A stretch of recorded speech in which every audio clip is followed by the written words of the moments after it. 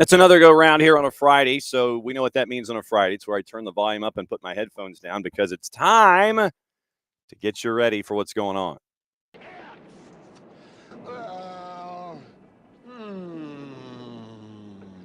Come on, man. Go for it, dude. It's Friday! Friday!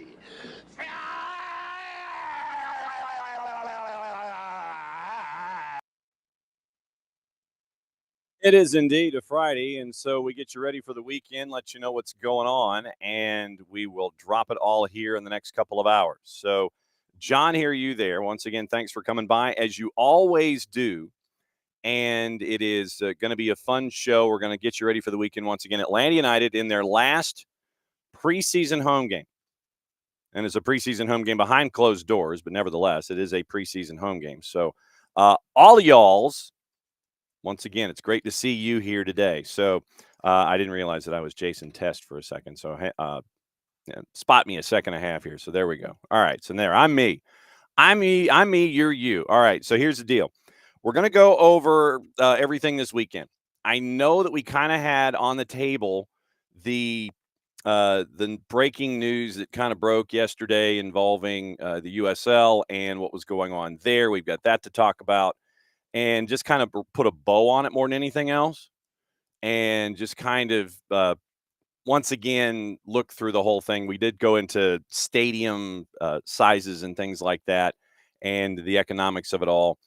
Is it just me? And it's probably just this computer. I'm going to have to take the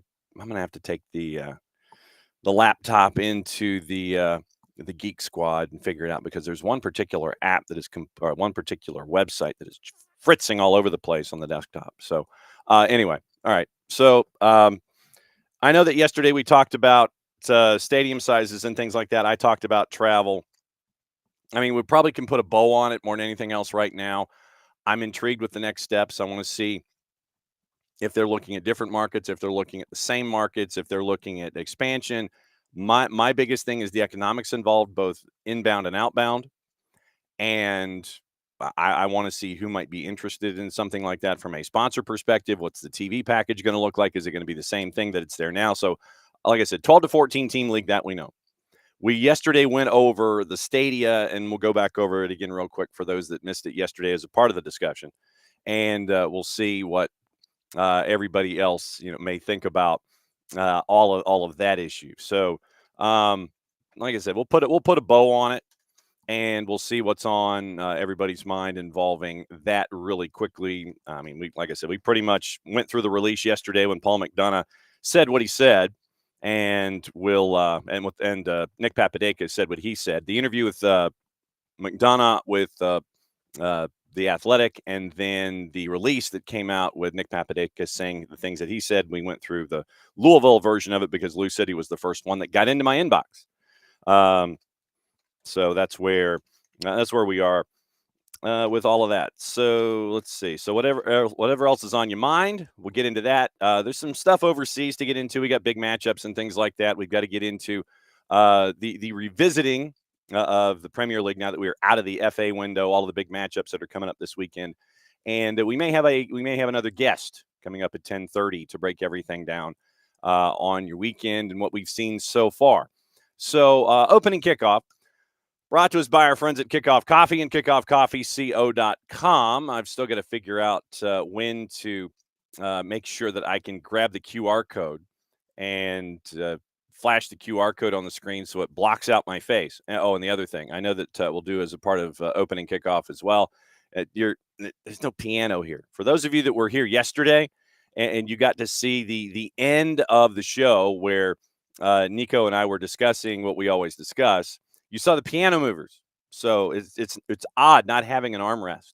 So it's just it's an odd situation. But yeah, we're getting the new piano brought in fairly soon. So we'll see what's on the mind. By the way, when they moved the piano yesterday, we all remember what happened over the last couple of days.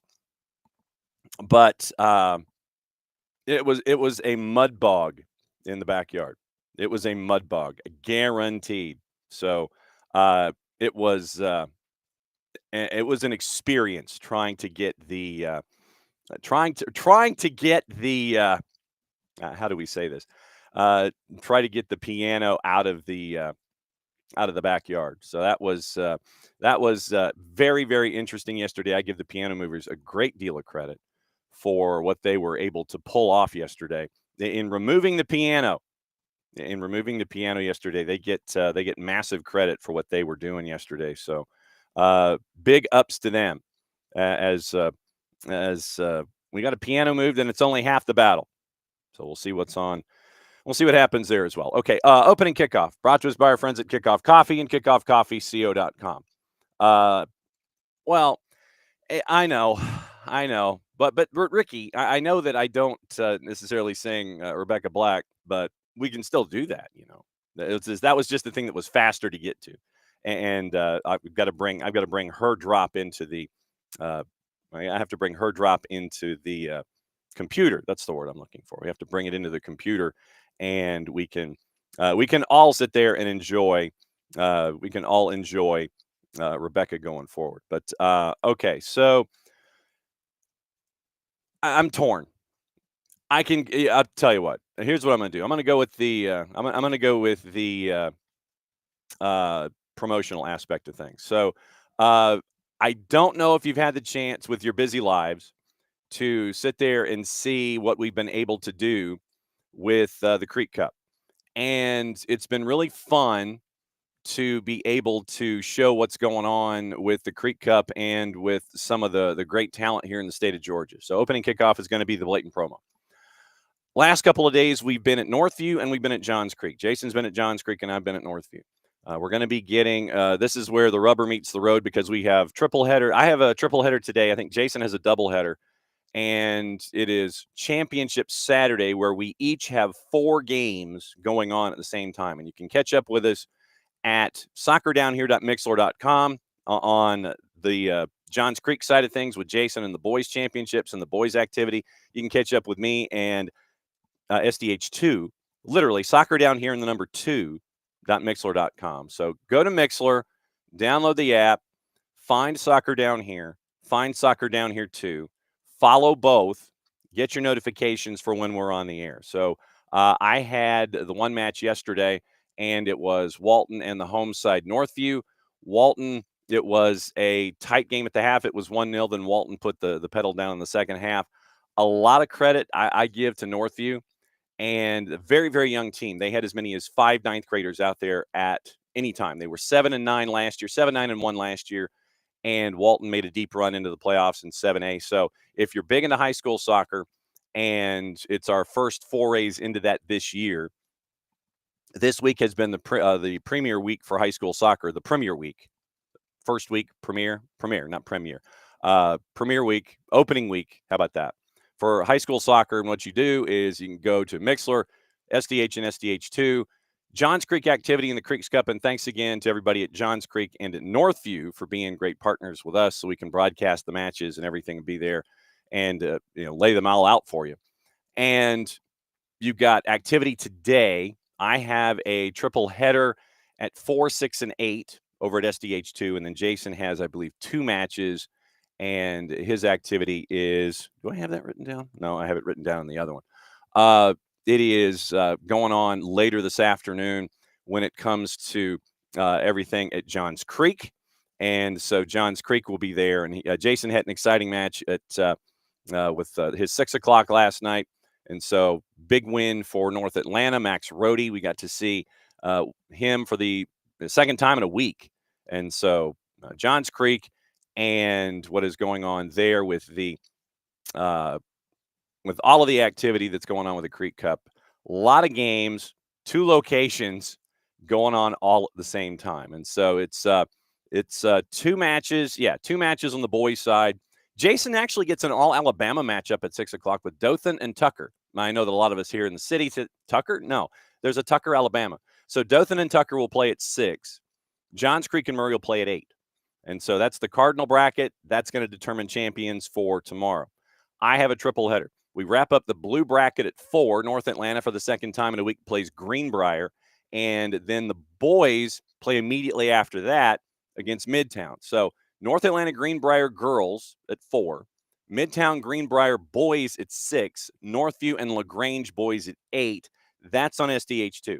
Dothan and Tucker, Alabama at 6, Johns Creek and Murray in the Cardinal bracket. That's going to be on the SDH channel, SDH1 on the Mixler app, and you can catch all of those there all week. Let's see, by the time we're done, so it's 8 and 13, 14, 16, 18 matches in a 4-day period on the SDH network to get us started.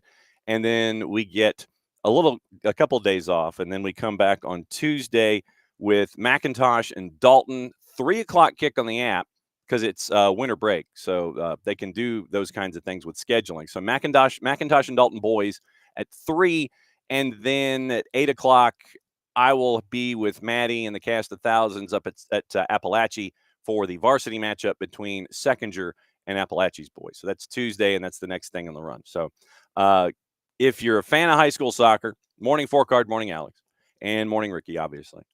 But if you're a fan of high school soccer, it's a great way to kick things off and listen to the Creek Cup put together by our friends at Northview and Johns Creek. We've been running strong with that. We're actually going to have some reinforcements coming in. And it's going to be John Morgo, I think, is going to be helping Jason out on Saturday, and Drew Dickinson will be helping me out with the quadruple headers at both sites on Saturday. So very, very cool stuff that our friends at the Creek Cup are doing, and it's a great kickoff for the high school season. So that is something of officially opening kickoff brought to us by our friends at Kickoff Coffee and kickoffcoffeeco.com. Let's run through all the promos, shall we? So go to Kickoff Coffee and kickoffcoffeeco.com. When you're checking out, use the code Soccer Down Here 15. You get 15% off your purchase. They in turn take 10%, reinvest at youth games, youth initiatives from our friends at Kickoff Coffee and kickoffcoffeeco.com. For those of you that may have seen Jason on Insta yesterday, or the Gram of the AG, he was wearing his Soccer's Just Better in Atlanta sweatshirt. You can get that at Grady Baby Co. Our association and our relationship with them this year, Soccer's Just Better in Atlanta. You can get it in red. You can get it in black. Seriously, no lie. It is one of the softest sweatshirts I own. The boss has stolen the black one. I have to wear the red one. And, well, because she can't wear red in this house anyway. Oh, by the way, here's the boss. So there's the boss. And, well, maybe there's got to be a way that we could. Is there? No, it would have to be like back here or something. We'll figure it out. But Soccer is Just Better in Atlanta. When you purchase that, you can get a T-shirt, you can get it sweatshirt, you can get it with our friends there at Grady Baby Co. Proceeds help out middle school soccer programs attached to the Atlanta public school system. So very, very cool stuff there from our friends at Grady Baby Co. Olive in New York, you can get your first ever SDH jersey thanks to our friends at Kaiser Permanente, thanks to our friends at Beyond Goals, thanks to Soccer for Good, and that the proceeds from that will go to some of the programs that we've earmarked here in 2025 as part of our Soccer for Good campaign. And you can get it in Navy. That Navy's the easy part. I don't personalize jerseys, but you can get it personalized if you want, either in white letters and numerals or in the lighter blue, the Carolina blue letters and numerals. Morning, Harry. And you can wear the Olive in New York SDH jersey for 2025. Don't forget, you can see how it looks on Maddie, Greg Garza, and Sophia. The 2, the 4, and the 7, all right there on our SDH Models Instagram account and on the SDH Instagram account as well. But our resident fashion model, Greg Garza, modeling his jersey. And very, very cool stuff that you can do there at Olive in New York to get that jersey. Marshall Islands, you can get the Marshall Islands scarves to help them out. I have those. You get the bucket hats and the jerseys. You have to place the order with our friends overseas, and then they ship it back. You want the scarf, you can come through me, and I can either hand it to you or mail it to you. Sent something to Canton last week. Sending something to Fairfax, Virginia this week. I'm under 20 with the supply of those. So be sure to help out our friends at the Marshall Islands, and you can do that as well. Go to the Marshall Islands store and the Marshall Islands Soccer Federation. Get the gear. Helps them with all of their programs, helps them bring the Marshallese involved that are here in the United States as they try to build their program. A lot of futsal going on. Follow them on social media, too, so you can sit there and see what the growth of it is with the Marshall Islands and see how it is growing there as well. Also, become a Fanatico. We have talked about being a Fanatico a lot. And thank you for everyone who has become a Fanatico so far. What you can do is you can go to the Chant app, and what you can do there is become a part of the Fanaticos community here at SDH. And I will show you just for the record right there. Chant Soccer Down Here. And it's telling me that I have to update my membership. My membership has expired, so I have to go to the website to close the app and renew. So you can go to Chant app, and you can go to Soccer Down Here, become a Fanatico, and for $10 a year, get a lot of discounts on a lot of cool things, hopefully, that can help you out over the course of the year. And you get conversations with us on a daily basis just to kind of check in and see what's going on your mind.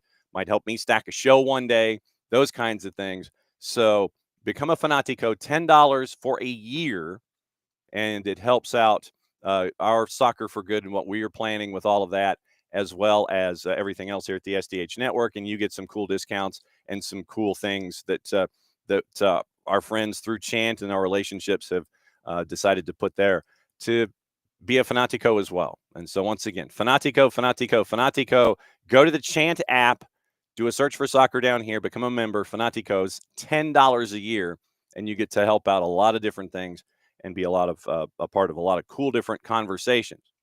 So you've got all of that. So let me see. Fanaticos, Fanatis, fntz.co/soccer down here. You can get all of the stuff overseas. BN en Espanol, all the BNs, TIC, Nuestro Tele, CDO, For the Fans, Liga 1 Max Pro, Goal TV, all the things. fntz.co/soccer down here. You can watch all of that action and become a true degenerate. You can follow along with our buddy Nino Torres, who was on the show yesterday, visits every Thursday, takes us around the world going fully loaded in 30 minutes. And who knows, if you find a way to have a conversation with him while he's calling a match, you get to have conversations on live TV with a play-by-play guy. So there's all of that. All right. I think that's all the promos. What I also want to do in this show is, once again, I ask this going into the weekend. I going into the weekend here. It is the last preseason match for Atlanta United. And it is FC Dallas. It's behind closed doors. I think ATLUTD.com/live from the Children's Healthcare of Atlanta training ground. And it's FC Dallas. Don't know if Lucho Acosta is going to be here, dressed, street clothes, not here, watching, waiting. He might be, the observation platform. Don't know. But you have all of that intrigue with Dallas. You have all the intrigue with Atlanta United. What I want to know for this particular program today, heading into this matchup with FC Dallas, because starting next week, we're going to be getting into previews and catching up with all of our friends and finding out what's going on in and around Major League Soccer as we get ready for it. Going into this last weekend, I want to know what's on your mind with Atlanta United, whether it is team-related, personnel-related, what you've seen, what you've liked, what are your concerns. Literally, I'm putting it all out there about Atlanta United for this last time as we get into the last preseason game. And we did find out that Emmanuel ATLUTD has his visa. There's a credit card joke in there that I'm going to leave alone. So he has his visa, working out. So either Slam or the Four Horsemen or whatever you want to put it to, it looks like they're getting it pieced together. ATLUTD, he's in midseason shape and endurance from a championship perspective. We'll see how his physicality is with Ronnie Dyla now that he's going through drills. You watched on the Instagram for SDH yesterday. You kind of saw him going through some opening drills and things like that. So ELL has his visa. So ATLUTD has his visa. Slam or the Four Horsemen or whatever you want to call them, they're all in-house. Now what? What's on your mind as we get into this? As Ricky says, and Alex is also pointing out this morning, and this is true. This is actually true. Alex has been hearing rumors that Atlanta United Football Club will be playing actual soccer that counts a mere 8 days from now, and that's why, as we are getting 8 days and under That's why as we're getting to that soccer that counts, I want to know where you stand. I want to know what's on your mind, what your concerns are, what you've been looking at, what you've been impressed with, all those things. I want to know what's on your mind as we head toward FC Dallas. On the flip side, next week, it's going to be the preview from you know where, because it's going to end up being, you're going to have Bart talking about on Monday, it's going to be the national team and the U17s and She Believes, getting wound up from that. And you're going to have Abe previewing Atlanta United. On Tuesday is when we start catching up with our friends. Will Pelagic, the play-by-play voice of Charlotte FC, is going to be dropping by. I think he's at 9:15 on Tuesday. On Wednesday, in addition to all of that, Matt Cairns is going to be joining us from Huntsville City. He's going to be in the 10 o'clock hour on Wednesday after Tyler joins us on Wednesday. And we are also efforting a lot of our other friends on Thursday and Friday to go with Nino and Nico in the preview and the Friday free-for-all that gets us into next week. You see, literally, we just broke down everything that's going to be happening next week in about 30 seconds because we're that close to the beginning of the regular season. But I believe Alex to be correct with his rumors. And then Ricky was also hearing rumors that they will be playing the actual soccer a mere 8 days from now in a new kit that is being announced today. We've seen the tease videos out there.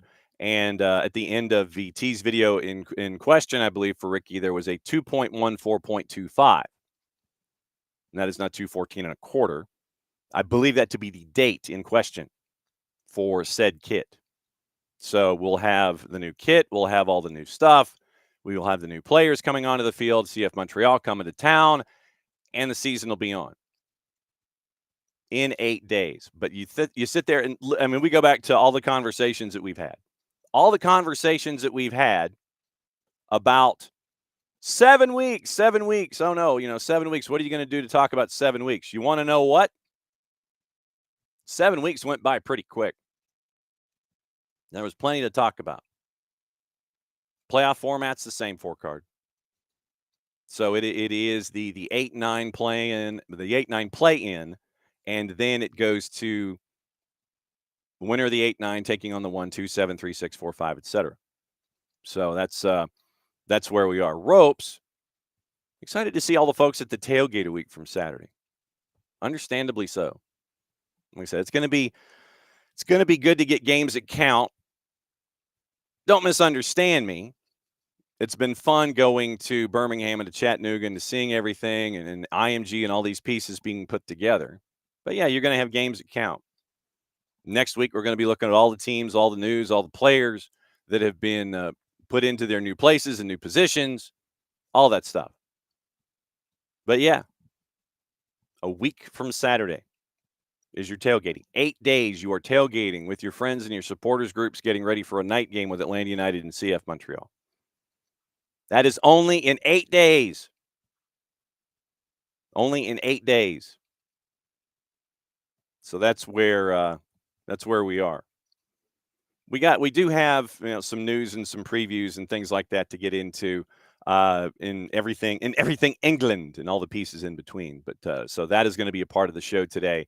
That's going to be a part of the show today as well, getting ready for the weekend and all those kinds of things. So all across the board, it's going to be a fun time as we get you ready for the weekend.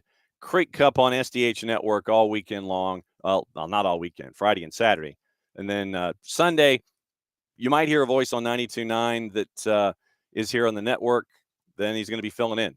I think Jason is going to be filling in on Sunday and Monday on 92.9. So busiest man in show business never stops being busy. But now this morning, what I want to know is what's on your mind with Atlanta United heading into the last preseason game, because it starts for real. Really, it starts for real. He said, speaking English very goodly. Really, it starts for real on the flip side of that preseason match, because the team is getting ready for games that count, last time I heard. So we're looking at 8 days. Guarantee you that the team is looking at now, and then they're looking at Saturday afternoon, and then it's like, okay, then you're off and running. Regular season starts then. And like I said, next week, what we're going to try to do is catch up with as many of our friends as humanly possible. And what we'll do is find out what's going on in their cities. I'm going to put out the bat signal for our friends like Glenn Davis in Houston, Lucas Panzica in Nashville. Like I said, we're going to have Willie P on Tuesday morning to break everything down in Charlotte, and all points in between. All of our friends that we can get in touch with and figure out how we can have them on the show, we'll have them on the show. I may even pull out a couple of try to pull a couple of aces out of my sleeve and bring in some folks getting ready for the season too. So should be a fun week, getting ready for everything going on in Major League Soccer. Balance that out with our high school schedule, where we're going to be next Wednesday in Gainesville, and then also so next week is after Appalachia. Get this. So next week after Appalachia and McIntosh and Dalton. Wednesday, looking to go to Gainesville for North Gwinnett and Gainesville. Then we have Moxie Midtown. Remember, the 20th, Moxie at Midtown, another great sponsor with us here at SDH, from like 7 to 8:30. Moxie Midtown is where we get our first third Thursday event. I have to make sure that I have my beats in there. The first third Thursday event of 2025. And our friends at Moxie Midtown are being great hosts with us there this week and this season. So Moxie Midtown on the 20th, and then Friday night, Johnson, Gainesville, Dalton, back up there for that. And then it's kickoff of the season. So when you thought it was busy, it is busy. High school season for us, pro season for us, Major League Soccer kicking in. I know you guys are ready. So everybody's getting all antsy and everything. So that's where we are. But this morning, as we head into that last preseason game with FC Dallas, I want to know what's on your mind. I want to know what you've seen. I want to know what has happened and progressed over time. And I want to know what's on your mind when it comes to Atlanta United as we get ready for the 2025 season. My natural inclination, by the way, has been to call them the Four Horsemen instead of Slam. And then, I do know that that would mean that we would probably have to play Onyx in Mercedes-Benz Stadium when one of them scored. So, in addition to what we traditionally play, or at least, maybe Mike makes a lyric drop or something. We'll see something like that. But once again, I want to know what's on your mind with Atlanta United this morning. What's on your mind with the team, going through all the other news and all the other things. So that's where we are this morning, and we'll try and preview as many teams as we're out there. Harry, you have an excellent point. If you have, well, actually, I'll give you a contender in a second. Harry says he's not sure anyone is beating the RSL kit. It is without a doubt some money that a lot of folks are going to spend. RSL has hit a home run. Seattle and the Salish C kit would be a second for me. All right, 9:30-ish, 9:30 or so. And we get to talk to our mogul in training. And we get to find out what's going on as he's looking at multiple divisions and looking at multiple teams getting ready for the starts of their season. So what this means is we bring in the man himself, Michael Parkhurst. Parky, what up? What is happening, John? You, sir, being a mogul in training as you are for season 2 of being a mogul in training, you get to, and I mentioned it before you popped in, it's like you're looking at it from your team perspective with Atlanta United, but then also the ownership perspective and overseer perspective at Rhode Island FC. What's it like handling all of these different personalities of yours heading into a season for a change?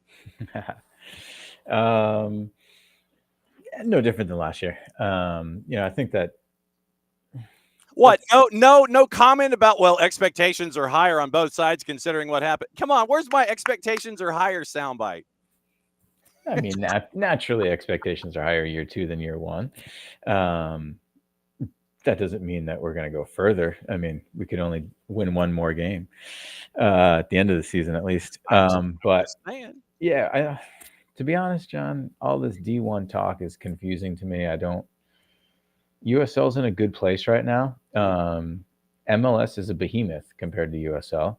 And I'm not privy to all the information. I'm not on all these board of governors calls with USL and owners calls. So I'm not sure what the thinking is. But I just don't think it makes sense to try and go up against MLS.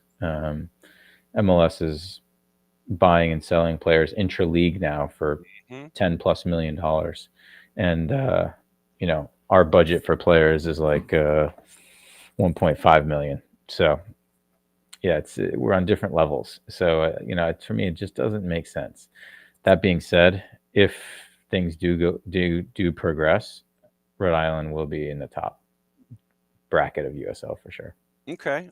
Since you mentioned everything going on with Atlanta United and getting ready for multiple seasons in multiple places, as a player, how much did you look forward to the preseason in and of itself, or did you just want to get out there and start knocking guys around and have things going for real? What was your thought about preseason and getting ready for the regular season as a player?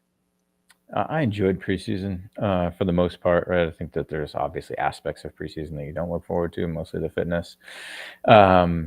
But I enjoyed it just because it was a time to get to know each other and set the foundation for the season.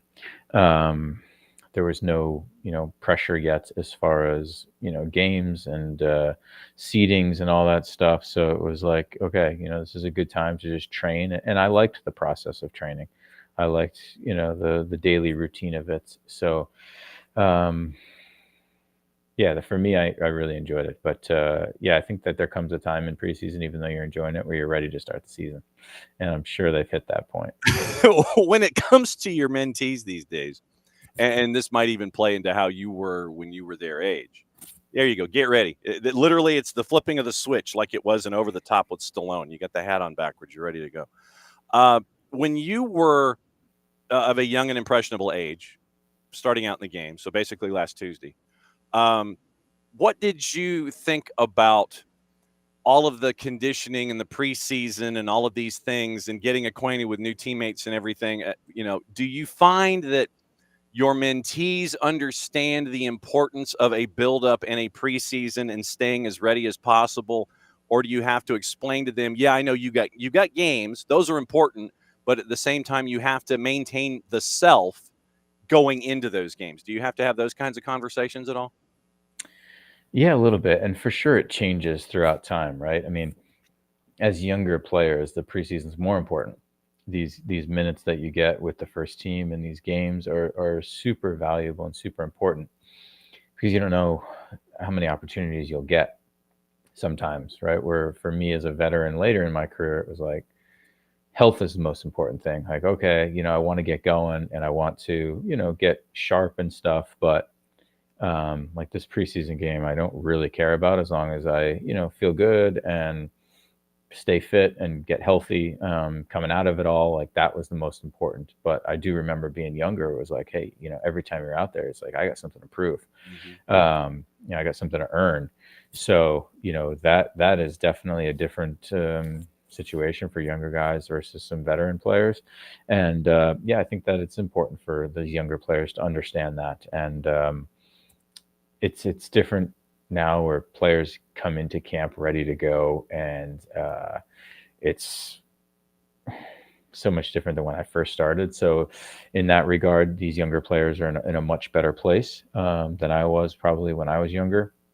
But I think that they also sometimes put too much emphasis on one game, one play, where it's like, hey, that's the beauty of preseason. That's why we got 6 weeks together, right? Especially if you're training with the first team the whole time. Like, you can go out there and it's okay to have a stinker or have a bad training session. It's more important the response to it and getting back on the saddle.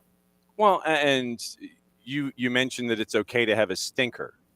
I would think that, I mean, is pressure that much different these days? Where, because I remember back in my day, when I actually had more hair, you had that pressure from the generations inside your home that like the scene in Breakfast Club at the end when they're having, and Emilio Estevez, he has the big speech.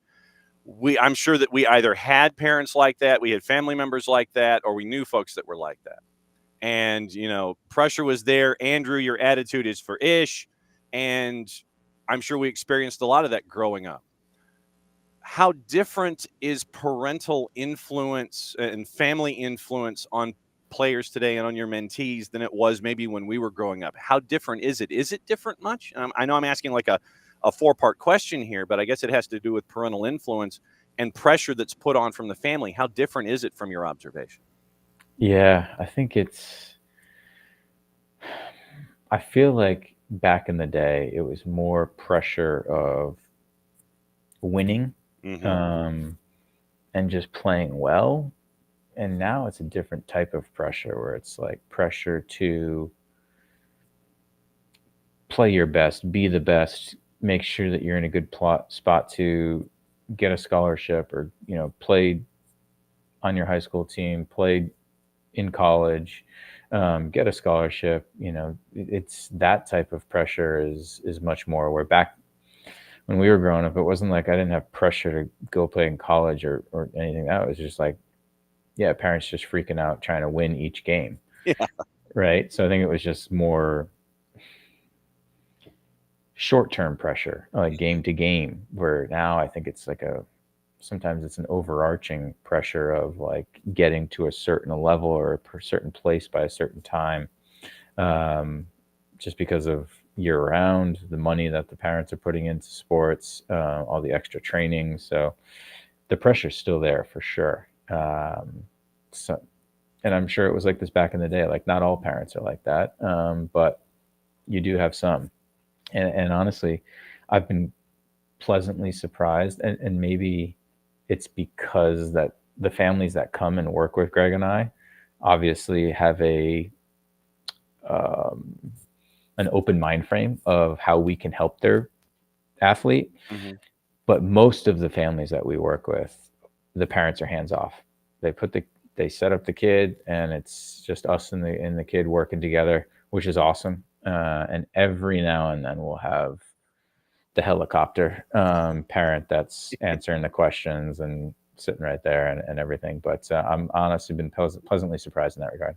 Well, and I know that we've talked about it in the past about the helicopter parent, and I'm thankful for you and for you for what you and Greg are doing, to where those instances seem to be few and far between, where the parents, even though they seem to be wanting to play this long game, however long it is, about getting their athlete to the next level or next levels, whatever those are, that they seem to be laying off. Because, I mean, once again, going back in my day, days of black and white television, you had the family members yelling at umps, you had them yelling at kids through dugouts, you had all of these kinds of things. And, I'm glad that it seems, at least through your prism, that for the most part they're laying off. And I think that speaks a lot to, I guess, what the parents are looking for and what they hope to see out of their kids. Yeah, for sure. I do think it's good. And don't get me wrong. Hey, you go to any Saturday soccer youth tournament and go on a sideline, and you'll be like, holy smokes, what is going on in society?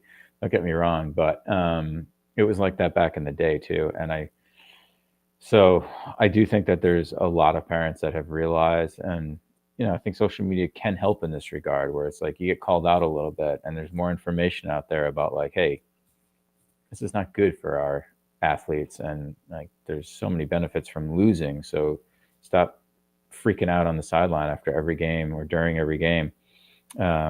So yeah, there's always going to be some that don't get the message and are living through their kids, and it means more to them than their kids. But honestly, I think for the most part, it's getting a little bit better. Michael Parkhurst and the Friday Free Kick hanging out with us, answering all the questions about being an owner, being a player, getting ready for the season, being a mentor. But that's where our focus traditionally is here with what they're doing at Beyond Goals Mentoring, at BG Mentoring on the Twitters, at beyondgoalsmentoring.com. When it comes to social media, since you mentioned social media and how it can be a good influence, it can be, I was going to say, when is a reinforcement ever bad? It can be a reinforcement to activity and behaviors, or it can be an absolute negative. And if you pay too much attention to the negative, then it could take everything and make it all haywire. Do you have conversations with your mentees about social media and how it can be that double-edged sword sometimes. Do you have those kinds of conversations with them about the power of social media? Yeah, for sure, especially the players that are trying to play in college. Because if I was an assistant coach, I would absolutely be checking out their social media to see what type of content are they putting out there, who are they as a person, what are the people they hang with, what do they do off the field, like all that stuff. It's super important. So yeah, you want it to make sure that your social media is a good representative of who you are, and know that nothing ever gets deleted. Yeah. And it can cost you if Mhm. you're not smart with it. It can cost you a place at a university. It can cost you a job in the future, right? And yes, people will give you a pass if you post something silly when you're 15 or 16, to a certain degree. But that doesn't mean it won't hurt you at some point along the road. So yeah, we absolutely talk about that, and it can be a great tool as well. I've got a couple kids that post all their highlights there, which is great, right? If a college coach is all of a sudden looking at their social media and sees some of these highlights, like fantastic. That's a great way to use it. And obviously you can make money off it if you get to a certain level, right? So yeah, of course, social media is important, NIL deals in college and all that stuff. A lot of it is social media based. So yeah, there's such benefits to it for sure if it's used the right way. But yeah, we definitely talk about what the negatives could be as well. Is it eye-opening to a mentee when you talk about the negatives? Because they may just sit there and say, well, it's social media and I'm just putting things out there and I'm trying to be social. Do you and Greg ever sit there and call a timeout when you see something on a social media platform that's attached to a mentee and sit there and go, okay, this you need to learn from, you need to either take this down or learn from it or say something? Do you have those warning conversations with mentees at all? We haven't had to yet. I've never come across a mentee who's posted something where I thought, that's crossing a line, or you got to be careful here, or things. And so, no, I haven't, which is great. Yes. Will it happen? Probably yes, but not yet. That's always a good thing. But the thing is, but you acknowledge, though, you and Greg both acknowledge it hasn't happened. It's probably gonna happen. So at least there's that preparation level of, okay, at some point this is coming and we've got to be ready for it. We have to, meaning you and Greg have to be, BGM has to be, and you have to be prepared to say the right things to a mentee in a situation like that and sit there and go, okay, saw something the other day and whatever it was is whatever it was, but this is the kind of stuff that will come back and hurt you, and explain why it could come back and hurt you from that perspective of, I'm not trying to jam on you, but I'm trying to give you advice as to why this can hurt you long term. Mm-hmm. Yeah, no doubt about it. It's absolutely part of the journey. It's part of the pathway, and mistakes will be made. I mean, shoot, we've all made mistakes. So, it's more about the knowledge and growing from it, and understanding it. And because I think that there's a false sense that I'll just delete something. I'll just get rid of it. And, yeah. No, there's no such thing as fully deleted. If you were to tell a mentee how to set up a social media account, because there are times in other sports when I look at recruits and things like that, or high school student athletes trying to get to the next level, they will lay out all the information in their bio blast, like on the 280 character app. It is literally like name, positions, year, GPA, email, contact info, all of these things. Is there such a thing as putting too much information, at the front of some kind of identification for a coach or something like that? Or is this where we are right now, you think, where I got to put all this information out there and make it just as easy for the next level to get in touch with me? Or do you still hold some information back just because of how social media can be these days? Yeah, it's a good question. I definitely, when we talk to mentees about creating videos to send to college coaches, we always say either in the email or the front picture before your video starts have some of this information. Right. Because yes, GPA is super important, right? A coach sees that you've got a 1 point something, he's probably not even going to watch the video. No. Right? It's not waste my time. No. So, that is important. I don't think it needs to be front and center, like in your face all the time. So that can be a little bit information overload, because you don't want to do that either, right? I think we all can be like, oh shoot, you get bogged down. That's how I feel at the grocery store sometimes, especially coming back from Europe, where I was in the cereal aisle, and just after being in Europe for 5 years, it was like I came back and it was like, oh my gosh, there's 700 cereals to choose from. I'm overloaded. That's also how I feel when I go to golly, what's the name of the restaurant? It's got a whole menu full. It's like a book. I mean, I can't remember. But it's a huge chain. But if there's a restaurant that's got like 700 things and their menu's like an inch and a half thick, you kind of get lost. It's like, that's what I'm saying. You get too lost. many choices. Yeah, it's too much information. I shut down. So that's what I'm saying too about information about on the front, right? It's Cheesecake Factory. Thanks, Ricky. Yeah, that's it. Too much information right in your face right away can also be a shutdown, I think. So yeah, there's a balance there, but I do think you do need to provide some information, right? Of like, GPA and contact info is probably about it, though. When it comes to mentees trying to get in touch with coaches or whomever at the next level, have you had the chance to help them navigate those kinds of things? It's like, okay, initial conversation.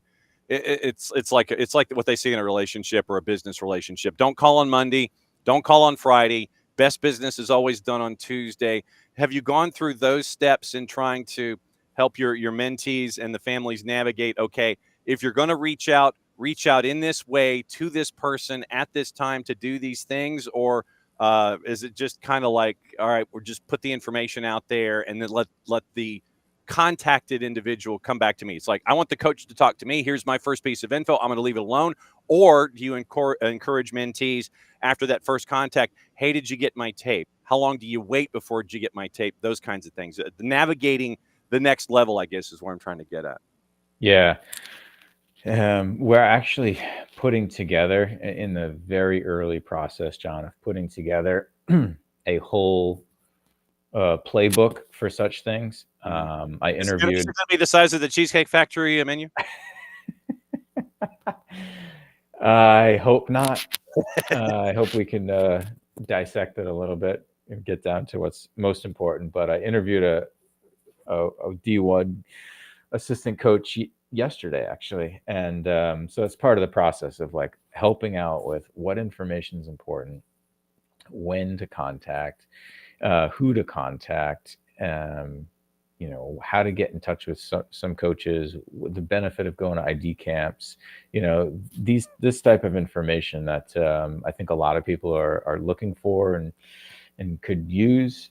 So that is definitely one of our goals probably for the first half of this year, is to try and get more of that information out there. I mean, yes, we do it right now on a one-on-one basis, but to have this information available for those that, we're not mentoring full-time or something like that, I think is valuable.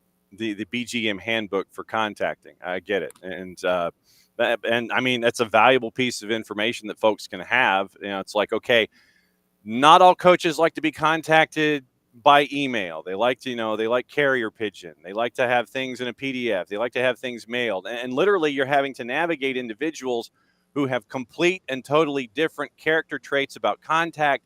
And it's got to be something that, 15, 16, 17, 18-year-old athletes, they've got to know. And it has to be a case-by-case basis, because you can't just blanket assume that everybody wants to be contacted the same way at the same time, because you get a coach at the wrong day, at the wrong time. He might have been interested in you as a talent, but because you took that misstep, that might be something that pulls them back from any kind of further contact or interest. Yeah, for sure. Absolutely. And there's still so many college coaches that have been around for a really long time that they see things differently than possibly a college coach who's in his 30s or 40s, right? So yeah, it's dealing with these different coaches, and it's not all the same. No. Before we get you out of here, it is the last week of the preseason, and I know that folks just want to get out there and have games for real. They want it. It's like, look, man, they can see this first finish line. They're like, can we go ahead and just get games to play in whatever tournament you're talking about, or multiple things? When you're getting close to that finish line and you're getting ready for games for real, what was the anticipation level like for you? Yeah, really excited. But also like, hey, a little bit more serious and a little bit more, okay, this is crunch time. This is real. Like, these points are just as valuable as points in September. So you want to start off well and be prepared. And, so much of the focus, the whole preseason was just us, us, us, us. And now all of a sudden, leading up to week one, you have a little bit of focus on the other team and how are we going to play against this specific team rather than just us working on our own thing. So it changes a little bit, but I think it's awesome, that change and change into the routine of like, okay, now we prepping for a real game that matters, is really cool. I know that before the next time that we talk to you, there will have been a home opener down here in a jersey that you previewed a while back.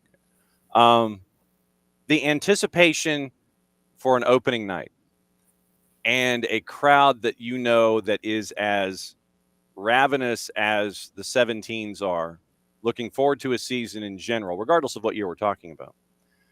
But what was it like for you on an opening day and an opening night, knowing that the anticipation is there, knowing that what the fans are looking for is there, knowing what the players are looking for? What is opening night like for someone who's never experienced it?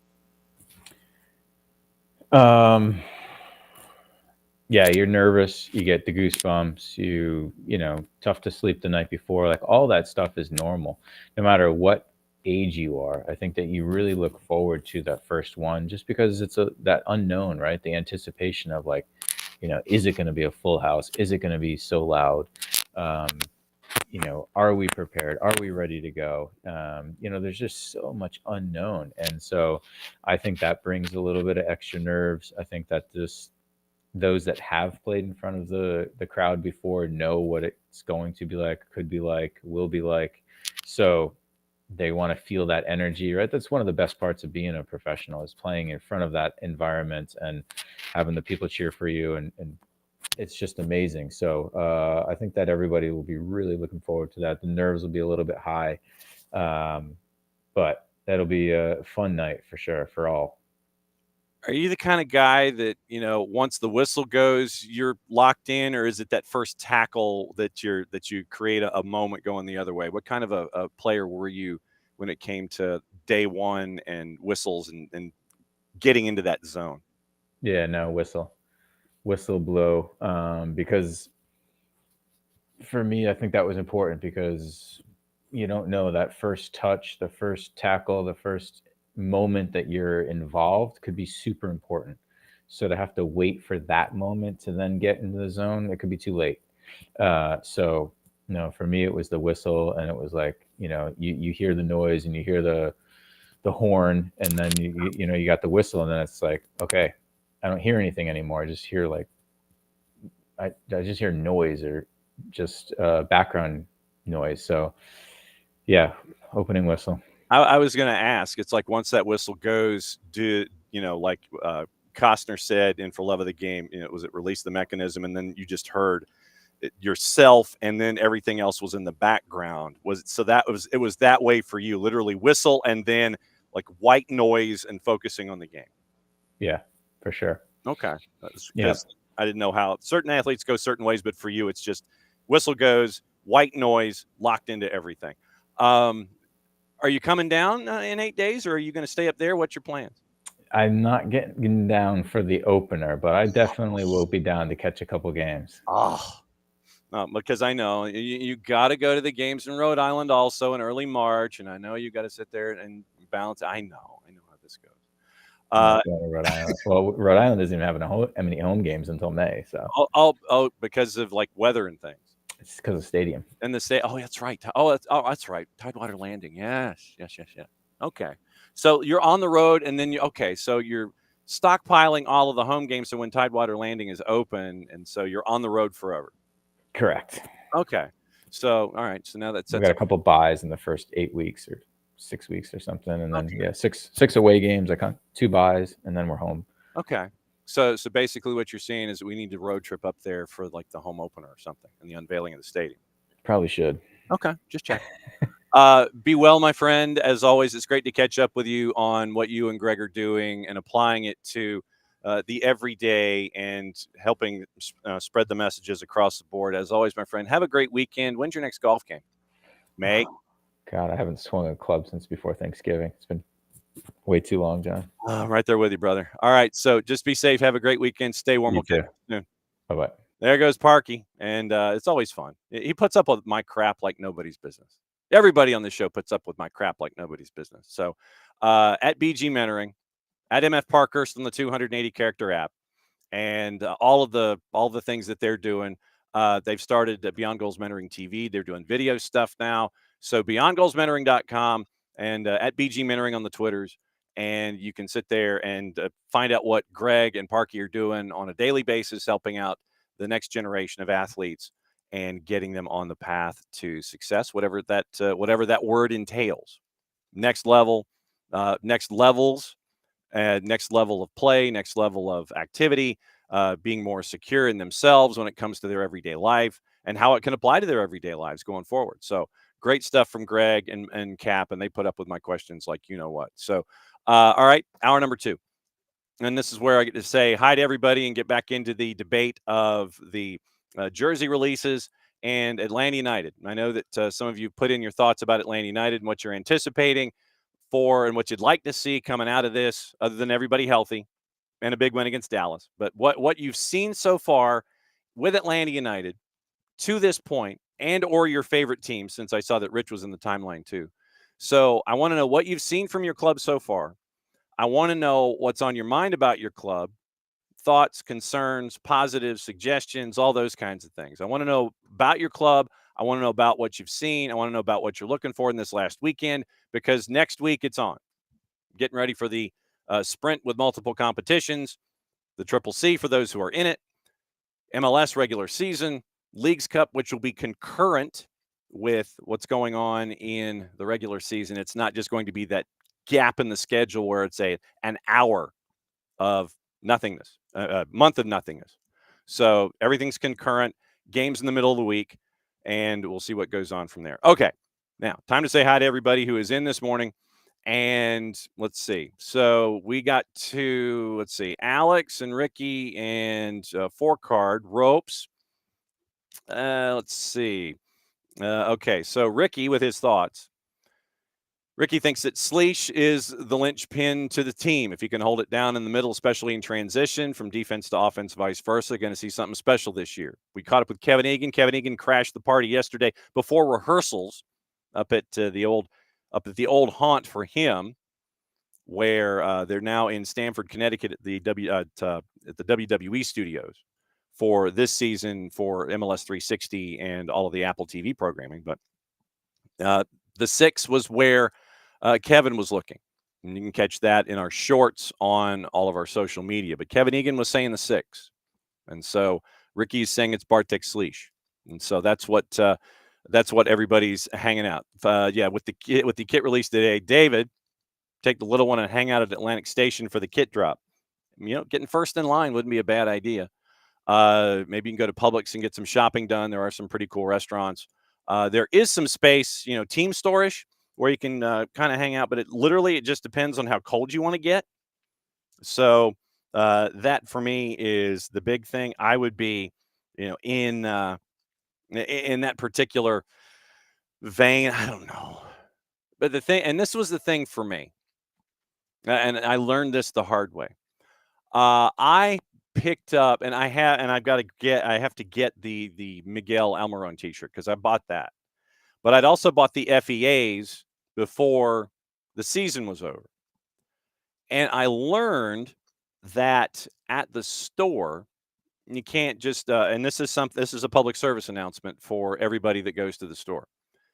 You can't just, if you're going to go pick something up at the store, have your transaction number ready with the store. And it's like traditionally it's like a four number transaction. I went in the first time and I was like, okay, it's me, and here's my ID. And they're like, well, what's your transaction number? I'm like, I don't know. Okay, well, we need that. We don't do it with names, we do it with transaction numbers. So take your transaction number with you in these situations. Took me 2 months literally to find my transaction number to get my FEA t-shirts, which I now finally have. And now that I know how the system is, and I still don't get the return emails. I don't know. That's probably a glitch in the system too. They tell you when your item is in. And I have not gotten those emails in the past. But if you're going to get something at the store, take your transaction number with you so you're not just freezing and standing waiting for a pickup. Transaction number, transaction number, transaction number. Take those with you if you're going to go and do anything at the Atlanta United store at Atlantic Station. So, David, if you're going, take the hand warmers and just be warm. And Ricky absolutely is jacked up about seeing everybody. And that's the other part, too. And that was one of the things that with this club and, frankly, with what we've been doing here at the network, going and seeing the 17s, going to see each and every one of you, going out into the community, seeing each and every one of you and saying hi, not just during the season, but when you're out casually and you run into somebody. When we go to other towns and we have the events there and they are thankful that, that you come and see them. When you go to a high school game and you go to a town outside the Atlanta area and you come and you visit and you say hi and everyone's great with conversation, happy to see you. Those kinds of things are really cool. Along that point to what Ricky is saying, that it's just really cool to see everybody. And for me, it is evolved into something that's 12 months out of the year. Run into somebody at the store. Hi, you talk Atlanta United for a while. Run into, somebody, at a random concert or something like that. And then you'll sit there and they'll get waved. You're walking one way, they're walking the other, you wave, those kinds of things.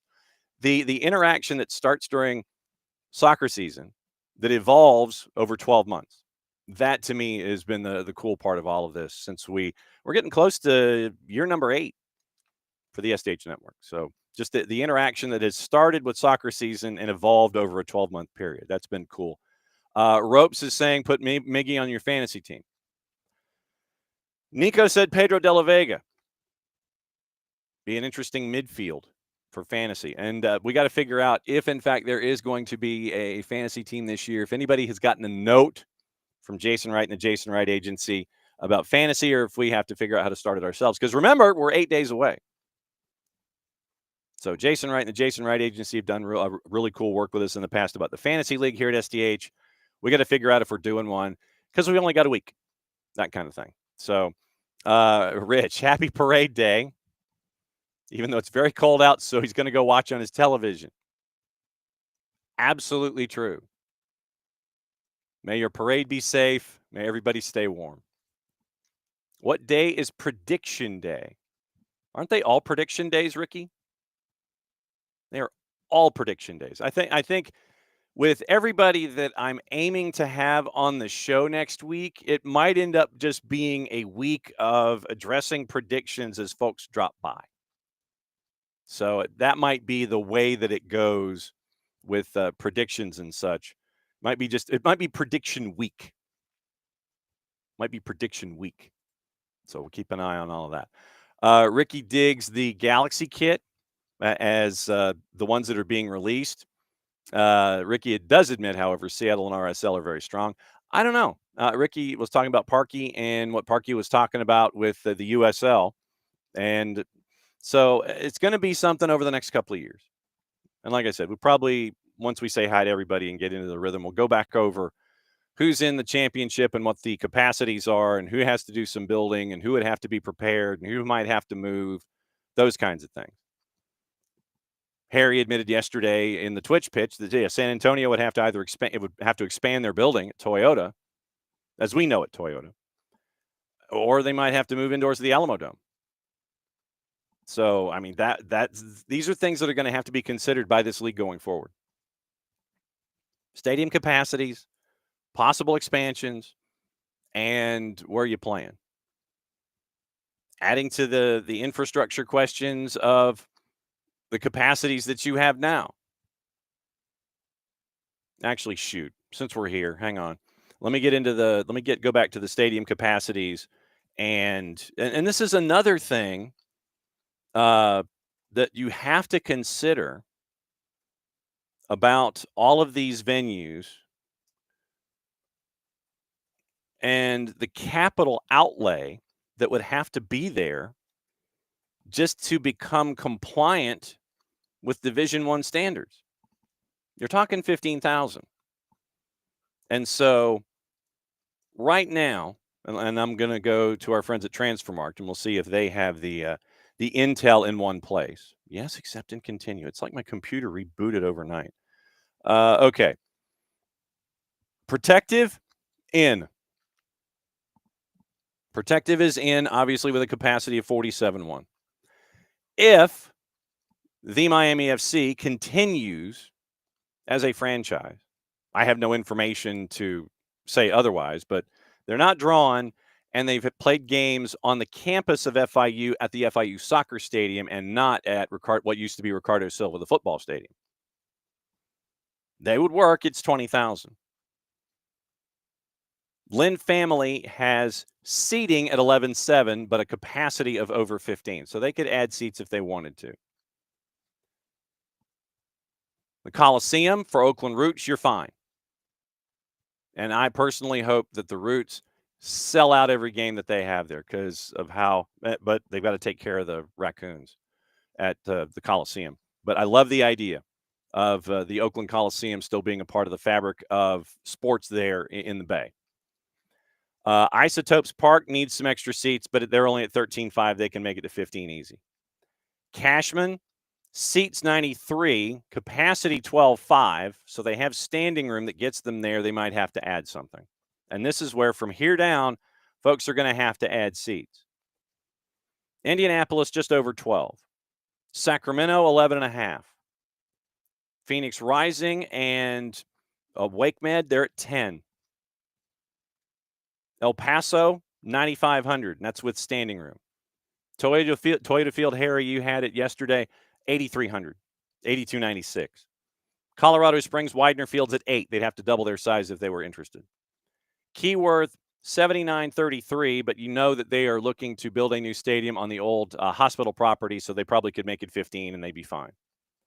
10K is halfway there at 7,800. Lex SC, 7,500. They'd have to double capacity. Al Lang, 7,227. They'd have to double. Cardinal at UC Monterey Bay, 6,000. You're playing on a college campus. You're probably going to have to find your own facility. Burn right now at 5,252, but Tidewater Landing is on its way, and I think it is slightly more than that. Patriots Point, 5,000. Highmark listed at 5. Irvine's listed at 5. Segra's listed at 5. So even if those clubs were interested, if any of those clubs were interested, half of that run, you'd have to either expand your building, tripling your capacity, or find another venue. So there's capital outlay in that. It's a lot of things that folks have to consider when it comes to this idea that the USL has announced yesterday through Paul McDonough's interview and Nick Papadakis' press release.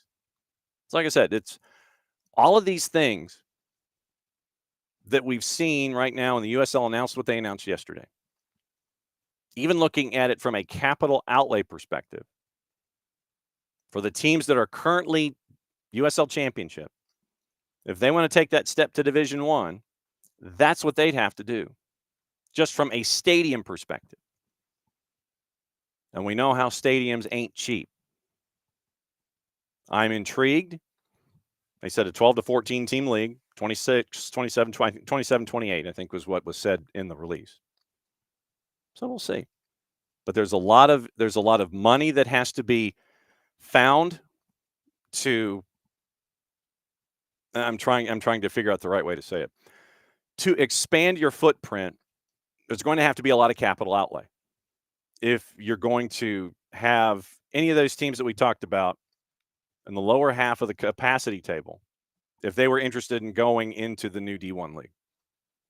There's a lot of thought that's going to have to go into this by the USL, by its franchises. What do they want to do, and how do they want to be? How do they want to be in that Division One? So once again, like I said, I'm intrigued. I want to see the next steps. They've got a runway. But you know me, I always sit there and my first thought is, okay, I look at the investments and what you have to do to invest into something to get it to an end point.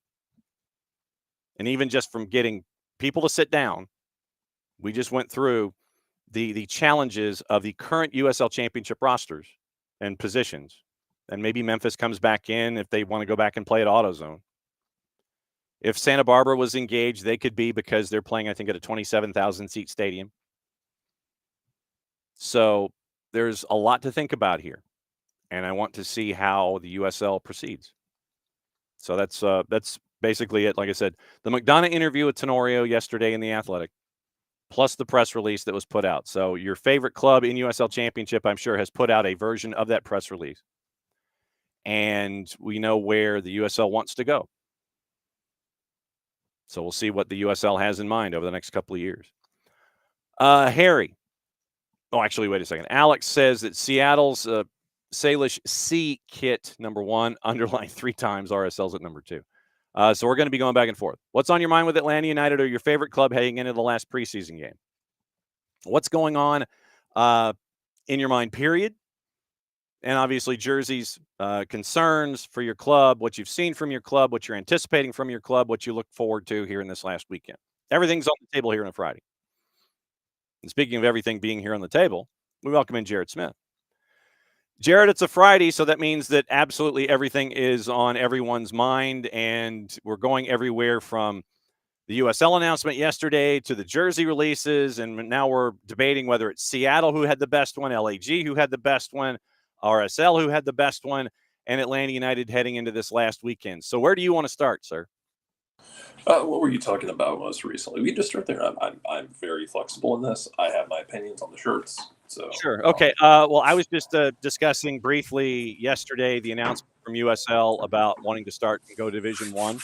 And basically, I was looking at it strictly from a financial standpoint and a stadium standpoint, because half of the clubs would have to get to 15,000 in their current form. Half of the clubs would have to expand their capacities to literally twice the size of what their stadiums are, if not 3 times, just to get to that 15,000 marker. So me, intrigued by the economics of it all, I want to see where it goes. I do too. It's a noble idea.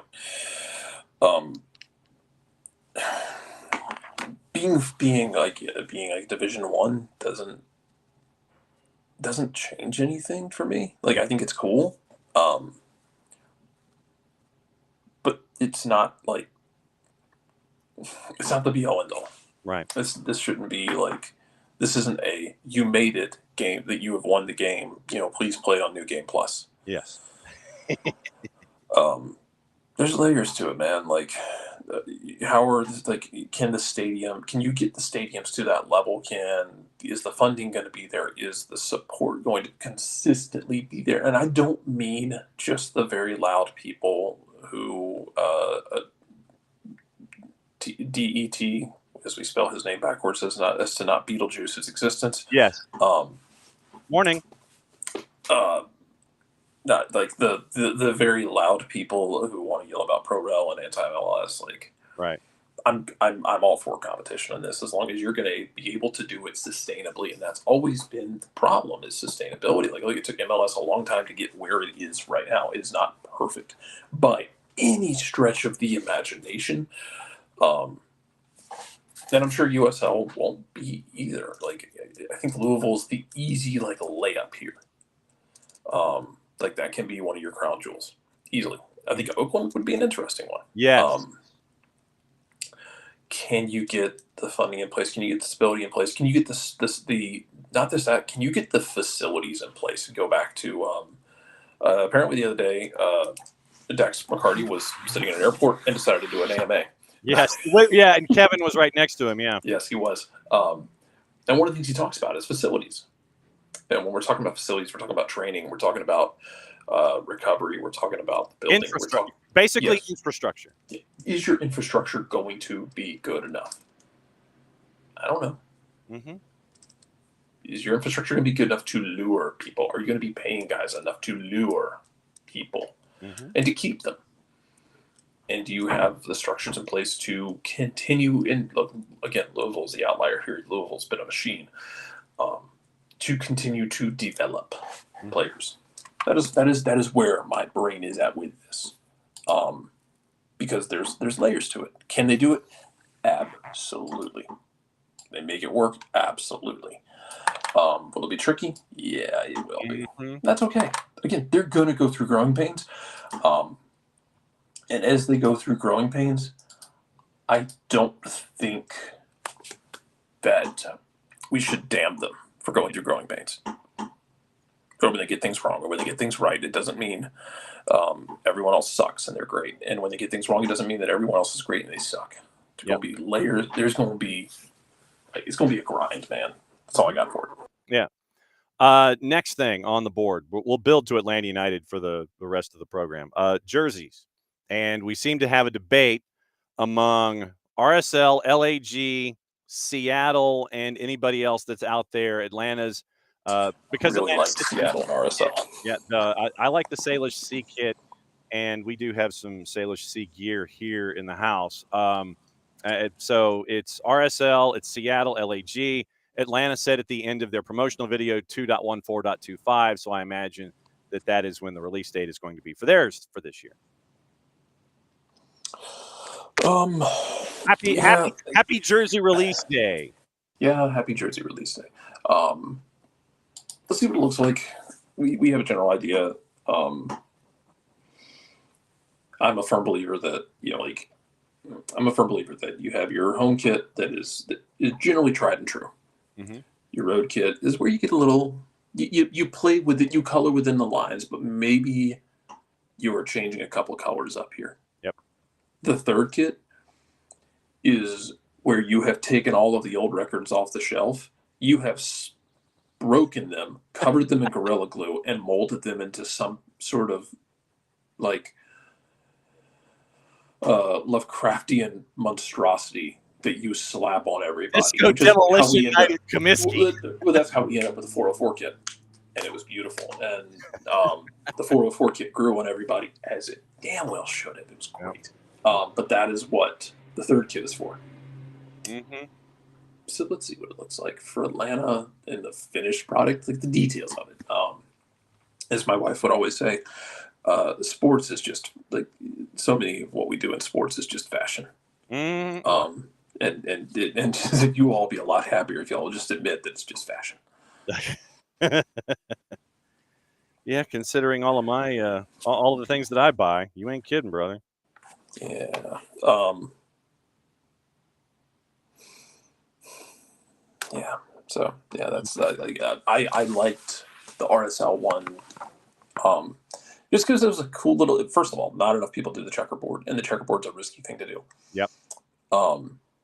But to do the checkerboard there is interesting because if you don't know, again, go find the old episode of 99% Invisible where they talk about the layout of Salt Lake. That it was designed with unique dimensions, so like your city blocks are huge. Yeah. So you have these big checkerboards that kind of represent the weird city blocks that they have in the grid in the downtown area. So it's kind of it's cool somebody integrated checkerboard, because we need more checkerboard just like we need more sashes. Demir Kralak should have gotten a chance with that. You need more checkerboards the same way you need more sashes, and it works for them because they have a unique checkerboard layout as a city in and of itself. Yeah. So I am intrigued, and I will probably end up buying something, and the boss will probably wear it long before I do or anything like that. So I'm now officially clicking on so five stripes, one kit. We have people running around and people cheering and looking. I'd love to know where they shot this as I sit here and look at it for the first time. That extra little session. And by the way, Emory Healthcare was named as a founding partner for AMBSE, and it looks like they're going to be on a shoulder. So we'll see what it looks like there. We got a lot of folks. What I wanted to do going into the last preseason game of the year, I wanted to just kind of gauge where folks were and what they've seen and what they're looking forward to in this match outside of everybody getting out healthy with FC Dallas. What they've seen, what has impressed them, what still concerns them, all these kinds of things. So Ricky says, I don't want to get caught up in thinking that just because past Atlanta teams had some level of hype and didn't meet it, I should temper my expectations and excitement or whatever, but this year just seems different. I really think something good. What's the what has been from your interactions, not necessarily from yourself, Jarrett, but have you been able to gauge the excitement level for folks coming into this last weekend, heading into the regular season? It seems like people are excited, and I'm glad. I'm not trying to temper excitement personally. My philosophy on this is that enjoy things. Life is too short and too chaotic not to enjoy things. There's already enough negativity in the world without bringing it into sport. And the beauty of sport is uncertainty. Always is, always has been, always will be. Like, you don't get the storybook juggernaut, goes undefeated all the way through. We just don't see that. Yeah. And it's okay to be, I think it's okay to be nervous. But it's also okay to be excited by things, and I'm excited about this season, just because you have the heartwarming story of Miguel Almiron back. You have ATLUTD coming in. Mm-hmm.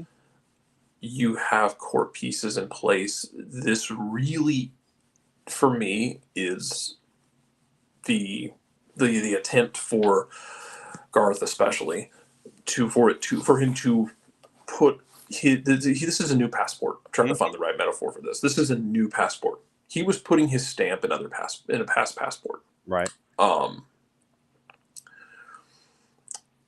So that when he was putting stamps in, making changes, there's a book that had other stamps in it, obviously, from Carlos Bocanegra, from Darren Eales. As of the end of the season, he got a new book in the mail. Yep. Everything that's going in this book right now is on him. Mm-hmm. This is on his, and this isn't, I don't mean that in a, he better watch out because everything's on him and he's going to be to blame for everything. No, I mean that in that because of the changes they've made, this is his club now. These are all of his fingerprints. This is his fresh passport book, and all the stamps are going to be from his hand. And as it stands right now, everything going forward is going to be his stamps, and that's part of what he's trying to build. Yep. He did it out west, 2 different clubs. We'll see what it ultimately looks like this year. And there's going to be with every team, man, there's going to be those good days and bad days. Again, no one I would be willing to bet a fair number of juice boxes. You'll never get an invincible team in MLS. It's too hard. There's too much travel. There's too much parity the way it's structured. You can't super team your way through it. Especially under a salary cap.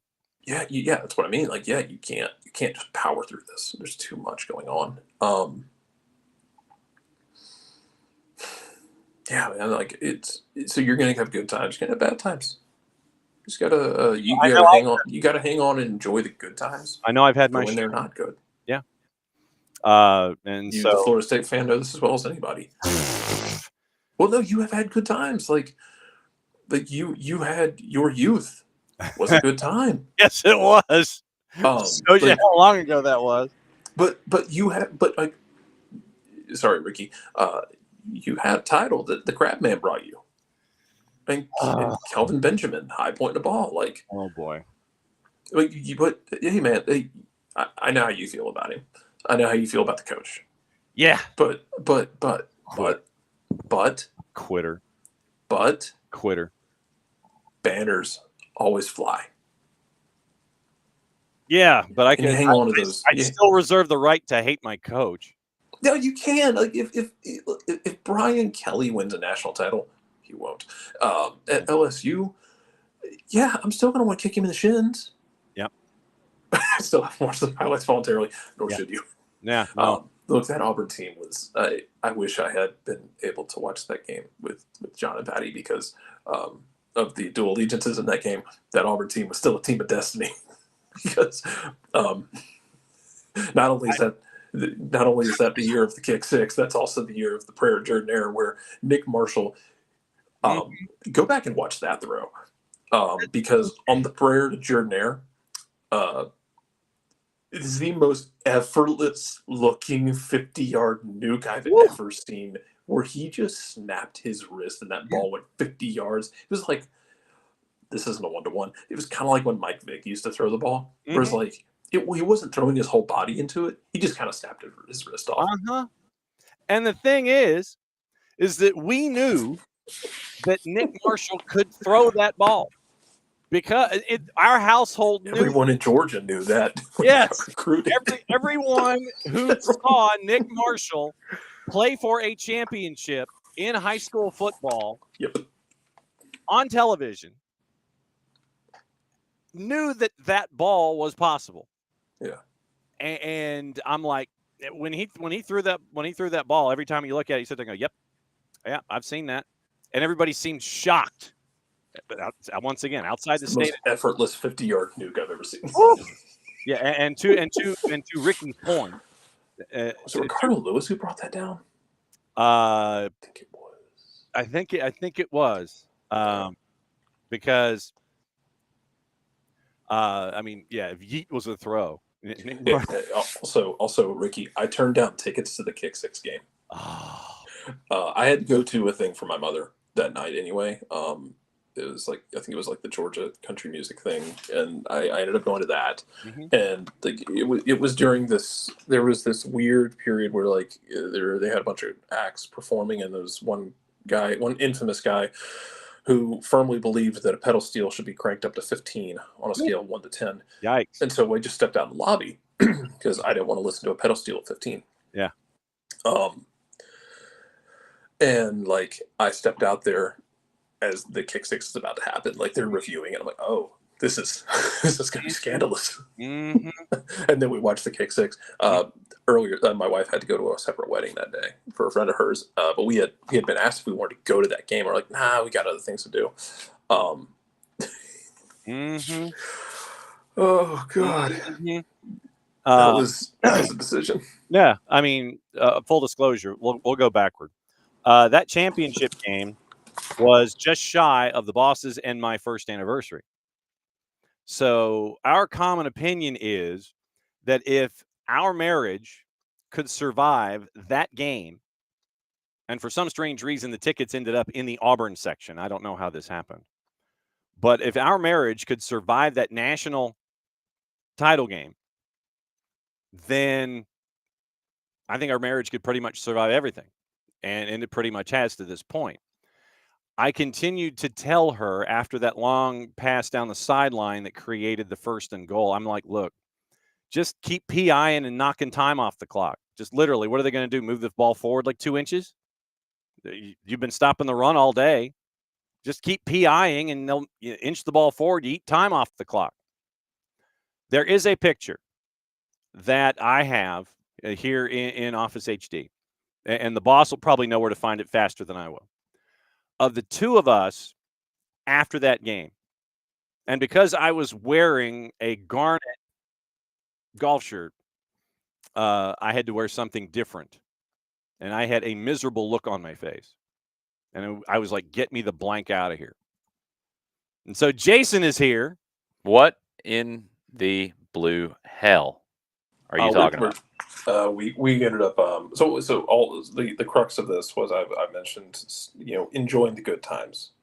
Yes. In terms of the vibes leading up to the season, I said enjoy the good times, and I brought up Florida State. Like You had good times. You didn't have to like your coach, but you got a title, and then we spiraled off into like the Auburn Florida State national title game, and how that Auburn team had a horseshoe up its ass all year, and it was beautiful to watch. And, Did you remind John to enjoy the good times when he was wanting his coach to be fired here recently, who actually had a really good season last year until they came up a little bit short 2 years ago.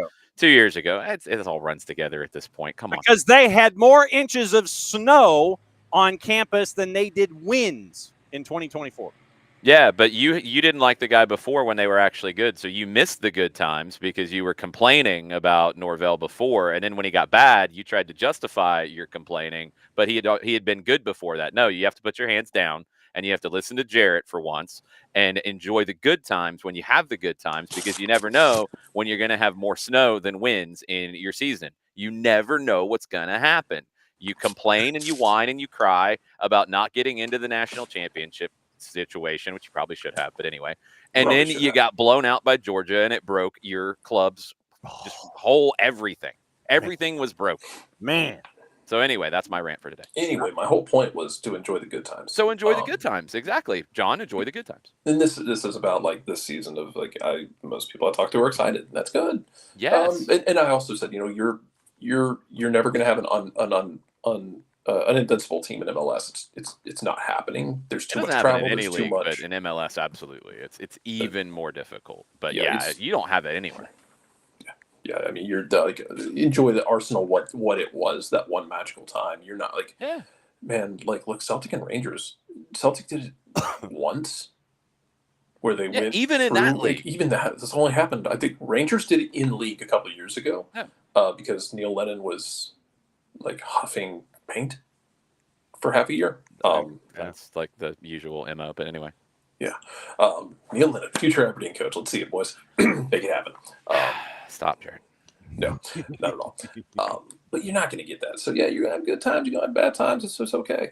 We'll work through it together. When it's good, enjoy it. Don't constantly wait for the other shoe to drop. And when it's bad, want it to be good rather than, I hate everything, I'm never supporting this again, I'm never coming back. And then you come back and whoa, magically appeared. Crazy how that happens.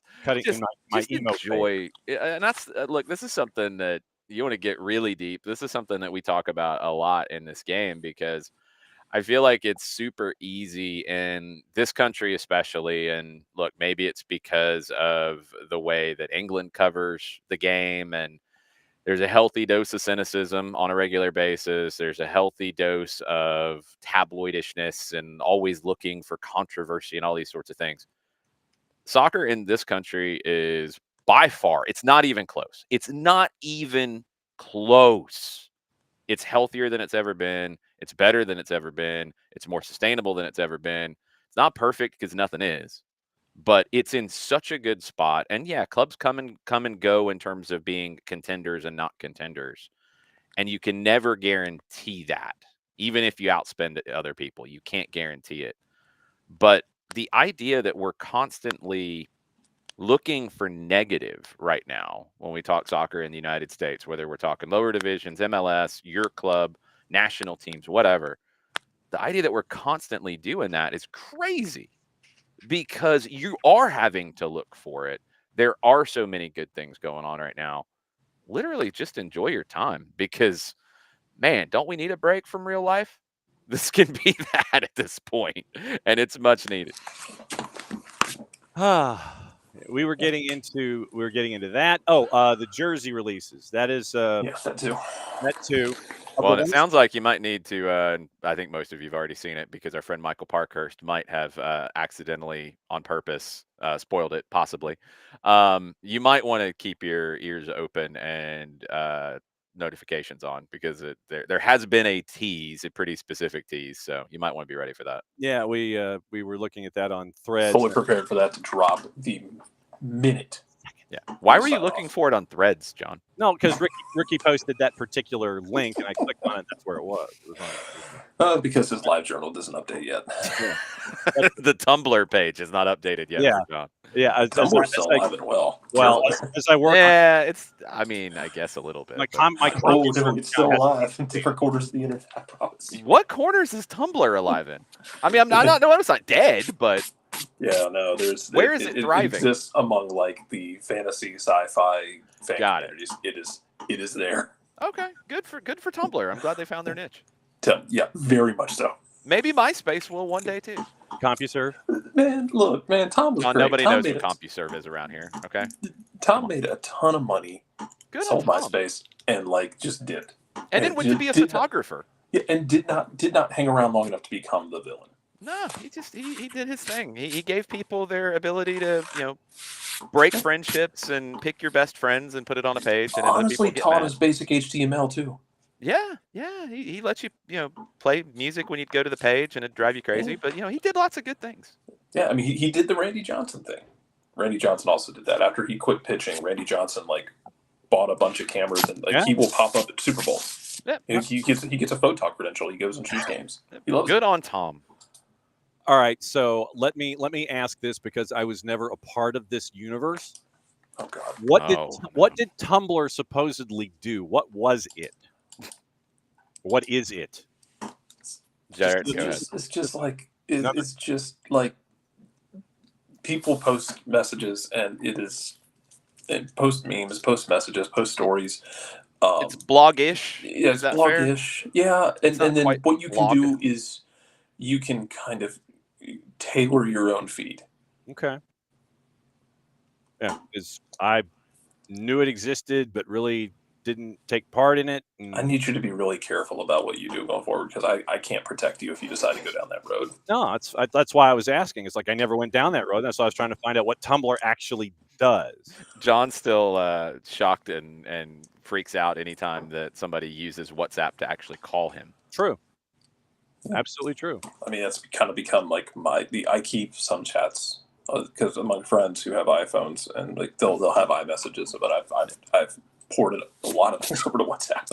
Yeah, it's chaos. John will catch up at some point. Well, hey, I mean, look, if Apple TV can give us MLS for Android, and if I can figure out how to log in, oh, you can't figure out how to log in? it's me. I mean, it's how is it difficult?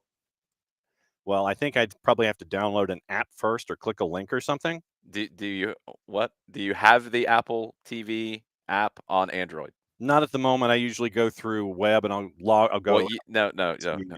Okay. Let's go back to the beginning. Mm-hmm. You were very excited about having the Apple TV app on Android. Yeah. So yes, to use it, you would have to download it. Okay, so I can't go on the web and type in Apple TV and then go in that way. Oh my God, Jarrett, are you hearing this? Yeah, my brain broke. What happened? I'm happy they gave him the app. I mean, you want to use the app, so you have to download the app. Okay, it's an app. All right. You don't use the browser. No. This should not be difficult. This is really upsetting. This should be very simple. If you want to use any app, you use the actual app, not the browser on your phone. Okay. You had to use the browser on your phone in the past because you didn't have an app. Now you can download an app. Okay. All right. Does that make sense? I mean, it does. Does it? Yeah. Look, when I want to, I'll do this. Do you know how to download an app? Let's start there. Well, that's what I was going to do. It's like there's this thing called Play. There's a thing called Play. Do it before. No, we know. You don't have to explain it that way. We know. I've seen him do it before. I can vouch for him. So what I will do, and do it while we're sitting here. I need to make sure you can do this because I'm actually not sure. Okay, so I don't know. We know about Android phones exploding. If there's I know all about Android phones exploding. Unfortunately, so does the sidewalk in Montreal. It's probably still smoking. Okay, so Okay, so Apple TV on Android right now is only grading at 3.1 stars with more than 50 million downloads. Okay, John, there's a bunch of Android people who hate Apple. I was one of those people in the past. I saw the light or joined the cult, whichever way you want to put it. You took a step into the walled garden. Yeah, Montreal tried to kill me, and my phone tried to kill me as well, so I had to switch. Which so is ironic, don't worry about the reviews, John. Just download the app. It's new. I think I just did. If there was anything in Montreal that was going to kill you, I just assumed it would be the poutine. No, And the poutine's salt. always good for Now, you. if you go to the right place, then your poutine's okay. All right, Yeah. so I've logged in through the boss's account, and she's going to look at it and go, verification code. What are you trying to do? I'm just So, gonna leave all of that alone. But at yeah. least you downloaded the app. That's a step in the right direction. Okay, so there you go. Good job. We got a whole bunch of high school games we're calling tonight. John's Correct. calling games at Northview. He's got 3 of them. I've got 2 at Johns Creek. Johns Creek, both of the hosts are playing tonight, which is good, and the 8 o'clock games. We have it set up now. You can listen on Mixler. That's another app. John, you have that one downloaded? Yes, I do. Okay, good. You can. That's how I check to make sure that I'm doing it right when we're doing broadcasts. That's good. You can listen on Mixler. Just search Soccer Down Here or Soccer Down Here too, because we have both channels up and running to this weekend. And you can also go to soccerdownhere.net. You could even do this on your web browser on your phone if you are John like, and you click listen, and then you'll see the widget. You can listen to whichever game you want on SDH1 or SDH2 from Mixler right there on a web page on a phone or a tablet or a computer or whatever. Maybe a carrier pigeon will bring a widget to you. I don't know. That'd be for me. You had a Golasso match ender last night. Yeah, it was good games last night. Both were 3-2. The first one, Walton jumped out to a 2-0 lead. Sequoia came back with 2 from the penalty spot. Both good penalties that they earned. And then a late scramble ends up in the back of the net. Walton gets the win there. Second game, more back and forth with North Atlanta and Campbell. North Atlanta maybe was the better team in general, but Campbell scored 2 goals from long throw-ins. Their right back had a throw where he could get it from, and look, we're talking about high school fields, but he's getting it to the back post from even 20 yards away from the corner flag. Wow. The problem was he probably took about 12 throw-ins as the night went on, and by the end, he couldn't get it to the back post. He could get it to the near post. Got 2 goals out of it, but the finale was a great ball over the top, and Max Rohde with really nice composure. It's a freshman goalkeeper for Campbell, and he was really good, but he was also I don't even know where to put him on the Rene Higuita scale. Pretty high. He dribbled past a couple of players. Wow. He juggled a ball at one point, but he also was very good coming out the top of his 18. He made a couple of really big saves. This one, he came out and Rohde was able to keep his composure and kind of chip it around him. It wasn't like straight over him, a little more around him. And it was a really good goal, second of the night for Rohde. And North Atlanta got the win. So they'll play Walton on Saturday. That's an 8 o'clock game. The other 2 will play at 4 o'clock. And then tonight we'll decide who plays at 6 o'clock in the final. It's been a really fun tournament. You're going to be very busy today with 3 games as Greenbrier comes over with their boys and their girls to play. Yep, that's going to be fun. Greenbrier was looking forward to being a part of this tournament. The coach is really excited, and to be able to have teams. You got 2 teams coming up from Alabama for you, Dothan and Tucker, playing each other. And it's not Tucker, Alabama. It's Tucker, Georgia. Oh, it is Tucker High School. Yeah. Okay. So I don't know if it's Tucker, Alabama. It's Tucker, Georgia. Okay, so it's Tucker. So it's Tucker Tigers playing. Yeah, I think that was a typo. Then they're going against Dothan. So Dothan's making the 4-hour drive up. Greenbrier is making the probably 3-hour drive over from Columbia County, just north of Augusta. And we're going to see them today. And so it's fun to see all of these. Murray County is going to be a part of this as well. So seeing all of the wide range of geography that's in play here in this tournament has been really cool to see, and anticipated obviously with North Murray playing and Greenbrier playing twice, those kinds of things, and Dothan playing. It's going to be fun. Yeah, it's been really good. College coaches out scouting as well. I'm getting messages from college coaches like, "Hey, let me know what you're seeing. Let me know who's shining. Let me know what's good out there." So it's been really good. Good celebration of the game. Really fun tournament. Big thanks to Johns Creek and Kelly Bowler for putting everything together and having us as part of it. It's been really a good time. And then Jarrett, we have a really interesting game that we're calling tomorrow. I've never called a game like this. I've never called a game that will be formatted this way or just the sheer runtime.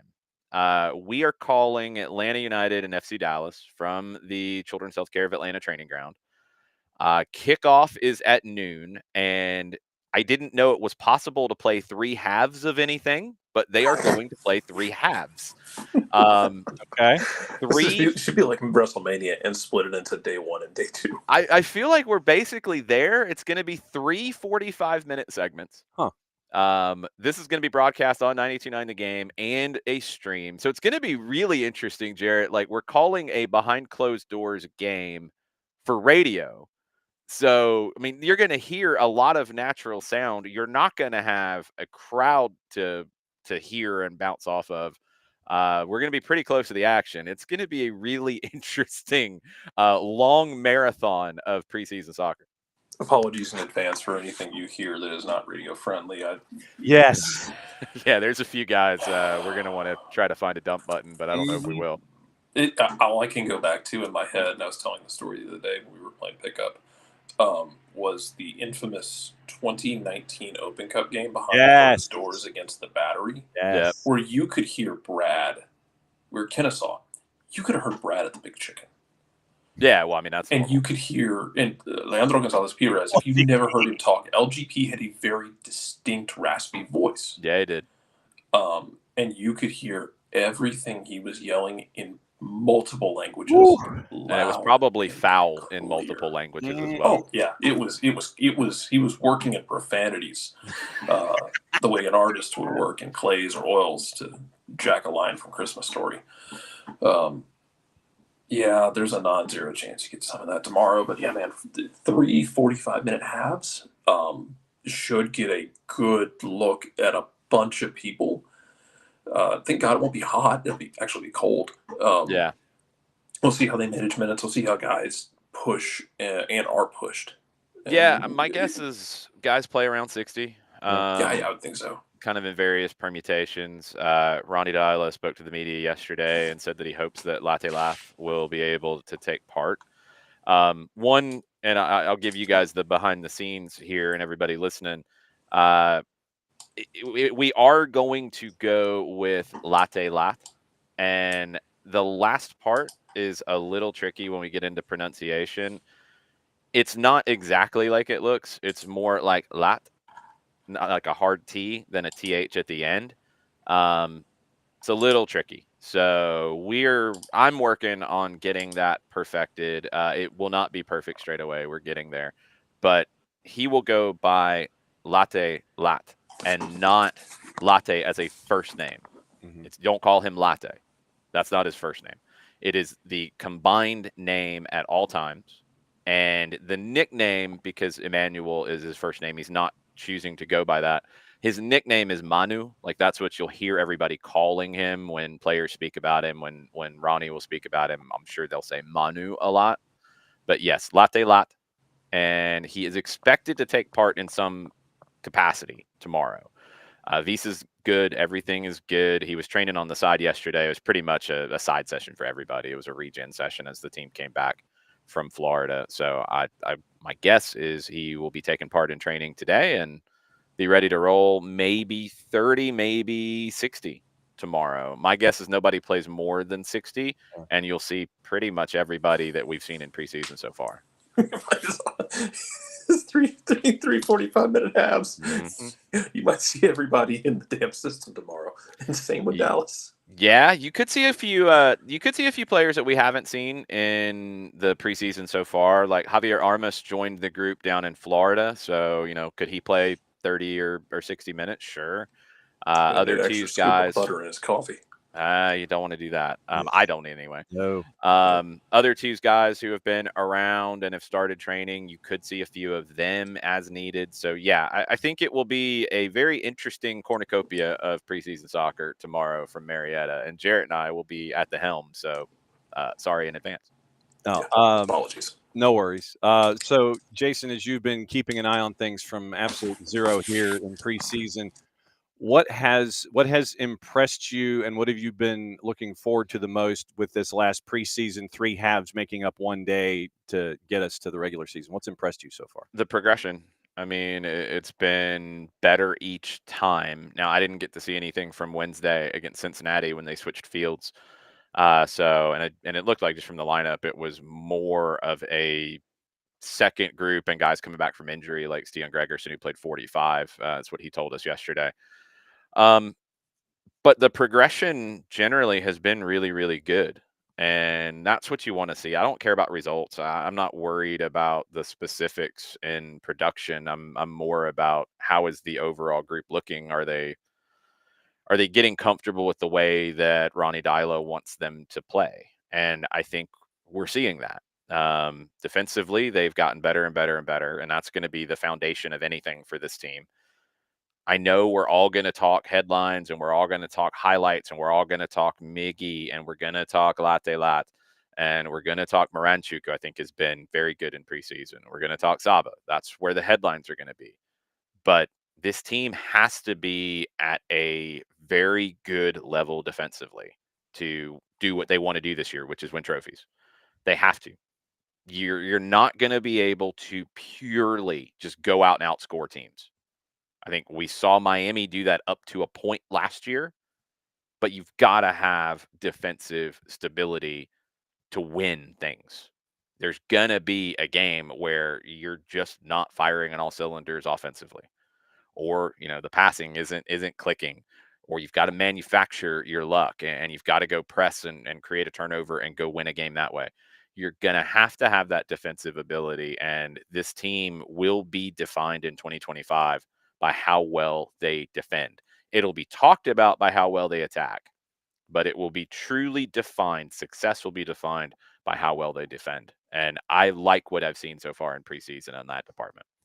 What about the younger players? I know that there's a lot of confidence in a player like Noah Cobb, but we've also seen Efren Morales get minutes, Matthew Edwards get minutes, Dominic Chonqui has impressed since absolute zero. And you have to, I believe, say Dominic to Ronnie Dyla, because if you ask about Chonqui, it's like who? But it's Dominic to Ronnie. But the younger players have shown up as well, especially at the back. Yeah, they have. But here's the thing. I mean, as good as they've been, and they're going to push for playing time, don't get me wrong, but they're going to have to stay motivated to support when needed.